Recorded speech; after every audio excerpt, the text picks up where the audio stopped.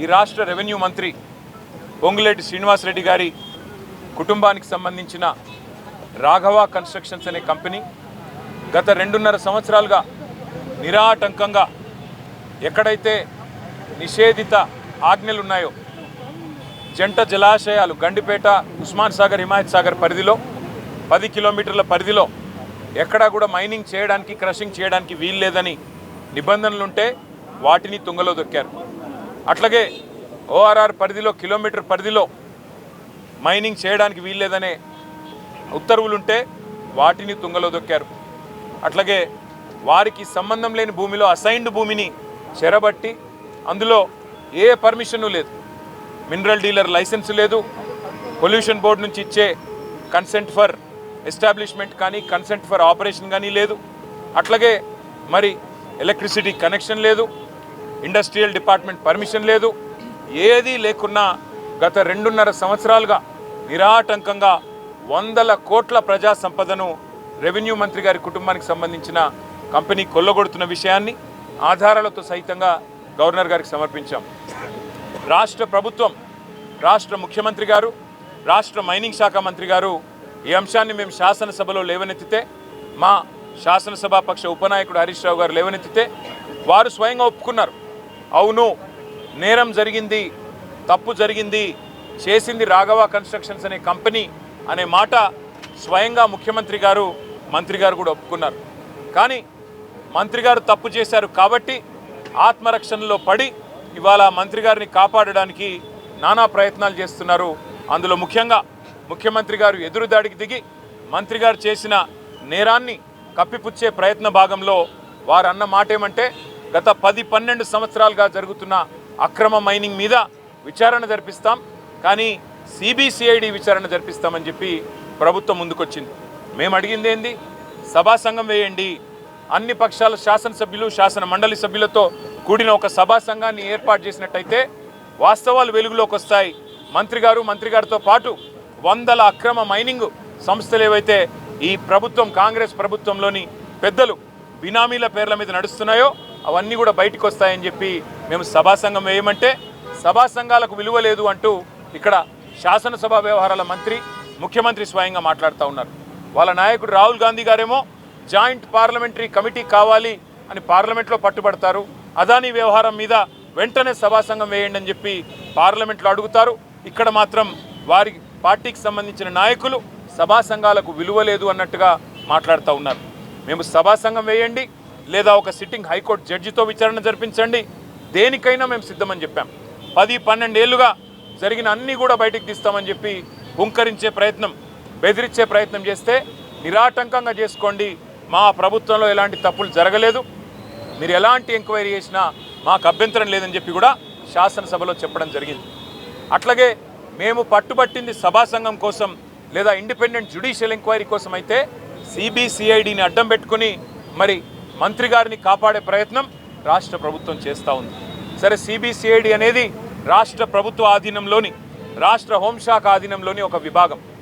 మంత్రిగా పొంగులేటి శ్రీనివాసరెడ్డి గారు ఉంటే, ఆయన మంత్రిగా కొనసాగుతూ ఉంటే ఏ రకంగా రాష్ట్ర ప్రభుత్వం కింద పనిచేసే, రాష్ట్ర హోంశాఖ కింద పనిచేసే ఒక విభాగం ఏ రకంగా నిష్పక్షపాతంగా పనిచేస్తుంది, వారిని వెంటనే రాజీనామా చేయించండి లేదా బర్తరఫ్ చేయండి అని చెప్పి మేము కోరాం.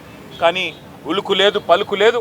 అవినీతి మీద ప్రశ్నిస్తే నిన్న శాసనసభ నుండి మమ్మల్ని సస్పెండ్ చేశారు. ఇవాళ మా శాసన మండలి సభ్యులందరినీ, మా ఫ్లోర్ లీడర్ గారిని, మా కౌన్సిల్లో మా ఆపోజిషన్ లీడర్ గారిని, మొత్తం శాసన మండలి సభ్యుల్ని, వారిని కూడా ఈరోజు నియంతృత్వ పోకడలను తలపిస్తూ వారిని కూడా సస్పెండ్ చేయడం జరిగింది.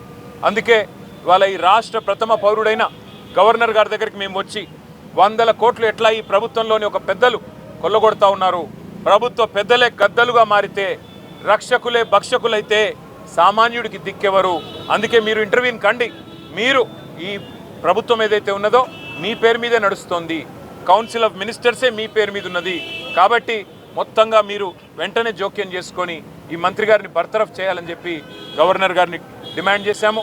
దాంతోపాటు ఒక independent enquiry, high court sitting judge అయినా లేదా ఏదైనా కేంద్ర ప్రభుత్వ సంస్థ అయినా వారితో వెంటనే ఒక విచారణకు కూడా ఆదేశించే విధంగా, ఈ వ్యవహారంలోని నిజానిజాలు నిగ్గు తేల్చే విధంగా మరి మీరు వెంటనే జోక్యం చేసుకోవాలని పెద్దలు గవర్నర్ గారిని కోరాము. మేము పరిశీలిస్తామన్నారు. ఇది నిజంగా కూడా ఇందిరమ్మ రాజ్యం అంటే గవర్నర్ గారు గుర్తు చేశాం. ఇదే గవర్నర్ గారు గతంలో ఎమర్జెన్సీ రోజుల్లో 19 నెలలు ఆనాడు జైలు జీవితం అనుభవించారు. సార్ ఆనాడు మీరు ఎమర్జెన్సీలో ఏ ఇందిరమ్మ నియంతృత్వ పోకడల వల్ల మీరు జైలుకు పోయినారో ఇవాళ అదే పోకడలు అవే నియంతృత్వ లక్షణాలు ఇక్కడ కూడా కనబడతా ఉన్నాయి. మీరు ఆనాడు బాధితులు, ఈరోజు తెలంగాణ ప్రజలు బాధితులు. కాబట్టి మీరు ముందుకు రండి. మరి తెలంగాణ రాష్ట్రంలో జరుగుతున్న ఈ ప్రజా సంపద దోపిడీని అడ్డుకోండి అని చెప్పి గవర్నర్ గారికి మేము విన్నవించాము. బర్తరఫ్ చేయాలి మంత్రి గారిని అని చెప్పి డిమాండ్ చేసినాము. వారు సానుకూలంగా స్పందిస్తారనుకుంటున్నాం. మరి భారతీయ జనతా పార్టీ కూడా ఈ విషయంలో నిజంగా శోచనీయం వారి వ్యవహారం. వారు నిన్న ప్రభుత్వానికి వంత పాడడం శోచనీయం. మరి ఇప్పటికైనా గవర్నర్ గారు స్పందించి మరి ముందుకు వస్తారో లేదో చూడాలి. మేము మాత్రం ప్రజాక్షేత్రంలో ఈ ప్రభుత్వ దోపిడీని ఖచ్చితంగా నిలదీస్తూనే ఉంటాం, ఎక్స్పోజ్ చేస్తూనే ఉంటాం. తప్పకుండా వీరిని వదిలిపెట్టకుండా న్యాయం జరిగేదాకా పోరాడతామని చెప్పి మీ అందరి ద్వారా తెలియజేస్తాం. మా పార్టీ నాయకత్వం మొత్తం కూర్చుంటాం. ఎక్కడెక్కడైతే ఇవన్నీ జరుగుతూ ఉన్నాయో అక్రమాలు, వాటికి సంబంధించి ఏ రకంగా ప్రజాక్షేత్రంలో కార్యాచరణ ఉండాలనేది ఆలోచించుకుంటాం. ఎందుకంటే ఇవాళ అసెంబ్లీకి చివరి రోజు, మమ్మల్ని ఎట్లాగో సస్పెండ్ చేశారు, మమ్మల్ని మా కౌన్సిల్ మెంబర్స్ని. కాబట్టి పార్టీగా కూర్చుని ఆలోచించుకొని నిర్ణయం తీసుకుంటాం. ఇవాళ ఉదయం ఇంకొక ఎపిసోడ్ కూడా ఎక్స్పోజ్ చేశాము. ఇంకా బాధితులు చాలామంది మమ్మల్ని కాంటాక్ట్ చేస్తూ ఉన్నారు. తప్పకుండా ఇంకా చాలా విషయాలు వెలుగులోకి తీసుకొస్తాం. Thank you. మంత్రి గారు, మీరు చెప్పిన కొన్ని మీరు బ్లాక్మెయిల్ చేస్తే లొంగనందుకే మీరు ఆ విషయాన్ని అసెంబ్లీలో పట్టుబట్టారు. బ్లాక్మెయిల్కి బ్రాండ్ అంబాసిడరే రేవంత్ రెడ్డి గారు.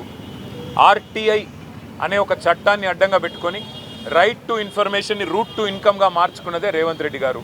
కాబట్టి బ్లాక్మెయిల్ ఆయనకు తెలిసినంతగా ఈ దేశంలో బహుశా ఎవరికి తెలియదు. కాబట్టి ఆయన మాట్లాడితే దయ్యాలు వేదాలు వల్లించినట్టుంటుంది. అంతకంటే ఎక్కువ నేను చెప్పను. Thank you. ప్రభుత్వం మీది, మీరు ఏ విచారణ చేయాలనుకుంటే ఆ విచారణ చేయవచ్చని చెప్పి నిన్ననే మా పార్టీ తరఫున చెప్పాం. మీరు ఏ ఎంక్వైరీ ఏ అంశం మీద వేయాలనుకున్నా మేము దాన్ని స్వాగతిస్తాము, సహకరిస్తాము. తప్పకుండా పూర్తి స్థాయిలో మేము ముందుకు వస్తున్నాం. అట్లాగే నిన్న మేము మా శాసనసభ పక్షం నుంచి ముఖ్యమంత్రి గారికి ఉత్తరం రాసాం. ఆయన బాగా ఉబలాట పడుతున్నాడు. మీరిద్దరు ఉత్తరం రాయండి, నేను ఎంక్వైరీ చేస్తా అన్నాడు. మేము ఇద్దరం కాదు, మొత్తం 40 మంది ఉత్తరం రాసినాం. చేయండి, ఏ ఎంక్వైరీ చేస్తారో చేయండి. అమృత్ కుంభకోణం మీద, టీడీఆర్ కుంభకోణం మీద, సింగరేణి కుంభకోణం మీద, హిల్ట్ కుంభకోణం మీద మేము దాదాపు 14 అంశాలు, హ్యామ్ స్కామ్ మీద, అన్నిటి మీద మేము ఆధారాలు ఇవ్వడానికి రెడీగా ఉన్నాం. ఏ ఎంక్వైరీ చేస్తావో వేయి, మొత్తం ఆధారాలు మీ చేతుల్లో పెడతాం. ఏ యాక్షన్ తీసుకుంటావు? నిన్న చెప్పావు ఒక డైలాగ్, రేవంత్ రెడ్డి కుటుంబమైనా శ్రీనివాసరెడ్డి కుటుంబమైనా ఎవరిని ఉపేక్షించను, చర్య తీసుకుంటావు అన్నావు. ఆధారాలతో సహితంగా ఇవాళ ఉదయం రెవెన్యూ మంత్రి గారి కుంభకోణాన్ని బయటపెట్టాం. సతీష్ షా, పల్లవి షా వాళ్ళు పాపం బాధితులు ఇవాళ మీ ముందే మాట్లాడారు మీడియా ముందు. దమ్ముంటే చర్య తీసుకొని ముఖ్యమంత్రి గారు చూపెట్టాలని చెప్పి కూడా మేము డిమాండ్ చేస్తాం. Thank you.